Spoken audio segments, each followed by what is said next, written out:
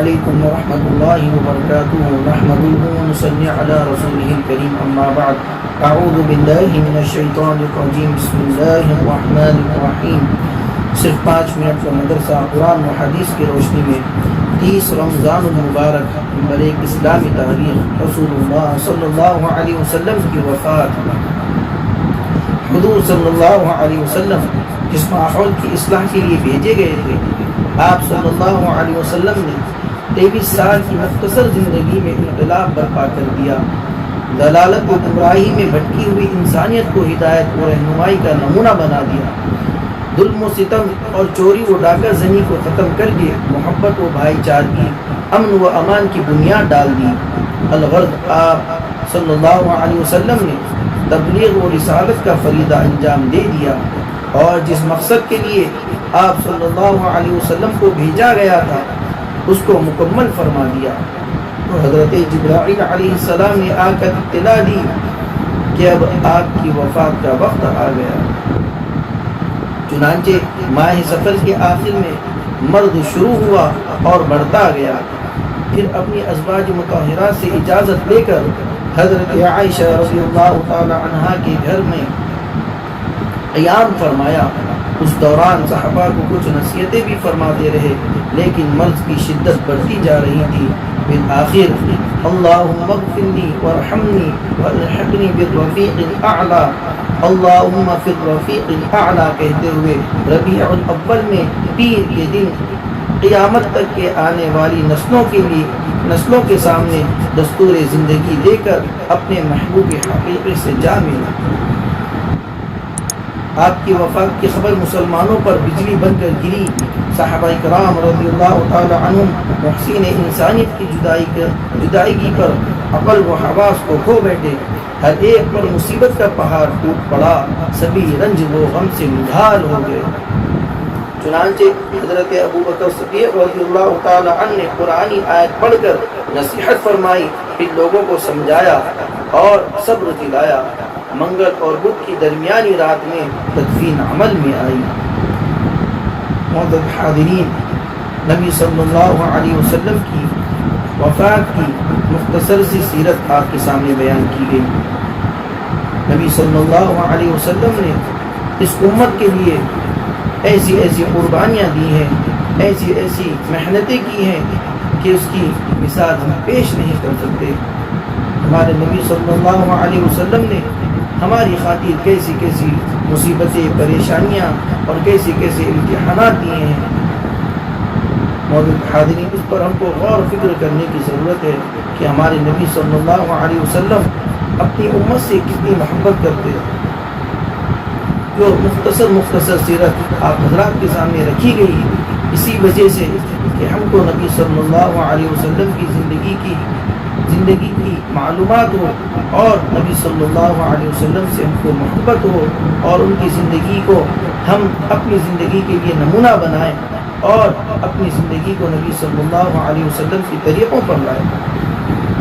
اسی لیے ہم کو نبی صلی اللہ علیہ وسلم کی سیرت کو پڑھنا بھی چاہیے اور سننا بھی چاہیے، تاکہ ہمارے اندر بھی ایسے جذبے آئیں اور ایسے اخلاق آئیں اور ایسا ہمارا کردار بنے۔ اللہ ہم تمام کو نبی صلی اللہ علیہ وسلم سے سچی پکی محبت نصیب فرمائے، ان کے طریقوں پر اپنی زندگی کو گزارنے والا بنائے۔ نمبر 2، حضور صلی اللہ علیہ وسلم کا معجزہ۔ تھوڑا سا کھانا 1000 آدمی کو کافی ہو گیا۔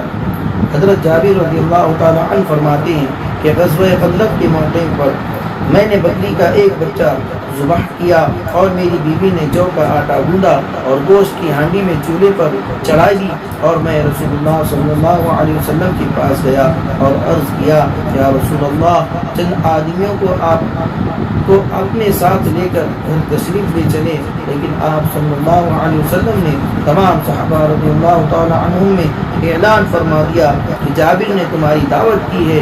حضرت جابر رضی اللہ تعالی عنہ فرماتے ہیں کہ میں گھبرا گیا، لیکن آپ صلی اللہ علیہ وسلم تشریف لائے، اور خدا کی قسم سب نے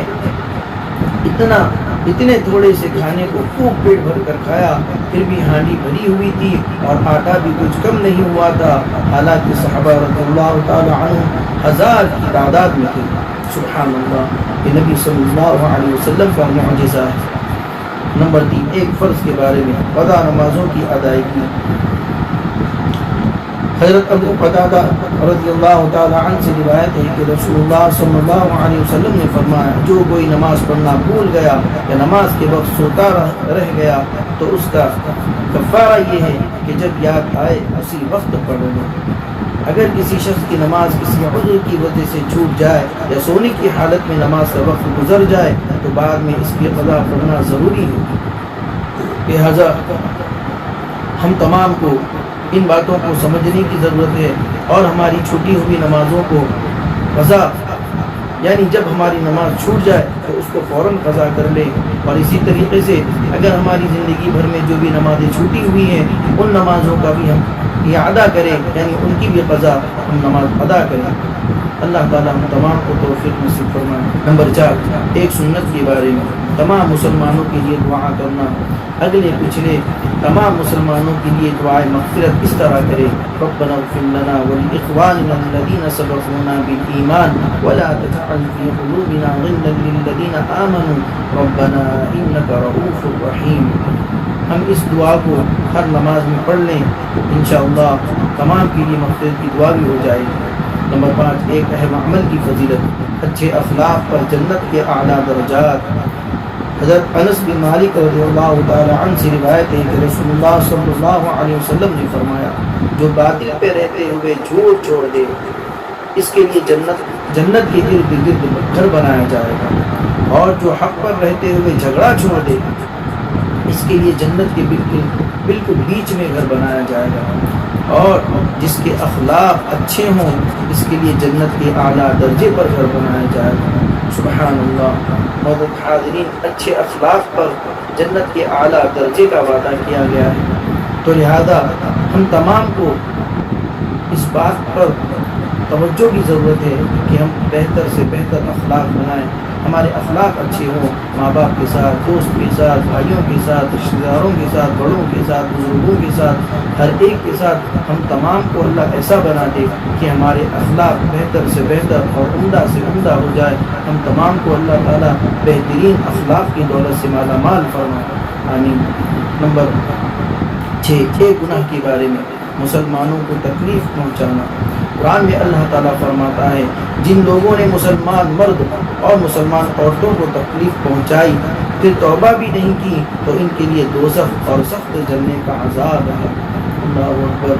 اس لیے محترم حاضرین، ہم تمام کو اپنے مسلمان بھائیوں کو تکلیف پہنچانے سے بچنے کی ضرورت ہے، چاہے جس انداز میں ہم ان کو تکلیف پہنچائیں۔ اگر ہم ان کو تکلیف پہنچائیں گے اور پھر ان سے معافی بھی نہیں چاہیں گے اور اللہ سے توبہ بھی نہیں کریں گے تو پھر ہمارے لیے جہنم ہے اور اس میں سخت عذاب ہے۔ اگر ہم نے کسی کو تکلیف پہنچائی ہو تو پھر ہم ان سے معافی چاہ لیں اور اللہ کے سامنے توبہ کر لیں تو انشاءاللہ ہم اس برے عذاب سے بچ جائیں گے۔ اللہ تعالیٰ ہم تمام کو ان باتوں سے بچنے کی توفیق نصیب فرمائے۔ نمبر 7، دنیا کے بارے میں مال جمع کر کے خوش ہونا۔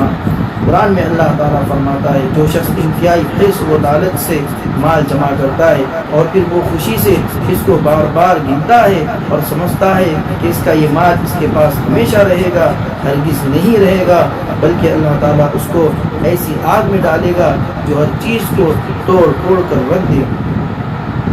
اسی لیے محترم حاضرین، مال کو جمع کرنا اور اس کی لالچ میں اور اس کی حرص میں ہم اس کو بار بار گنتے رہنا اور اس کو بار بار جمع کرتے رہنا اور اس پر ہم ہمیشہ اپنا دل و دماغ اس پر ہی لگا کر رکھنا اور اس کو جمع کرتے جانا، یہ ہمارے لیے باعث وبال بن سکتا ہے۔ اسی لیے ہم اللہ تعالیٰ ہم کو ایسے برے کاموں سے اور ایسی لالچ سے اور ایسے حرص سے ہماری حفاظت فرمائے، اور اللہ تعالیٰ ہم تمام کو رزق حلال نصیب فرمائے اور رزق حلال والا مال نصیب فرمائے۔ نمبر 8، آخرت کے بارے میں جنت اور جہنم کا ایک قطرہ۔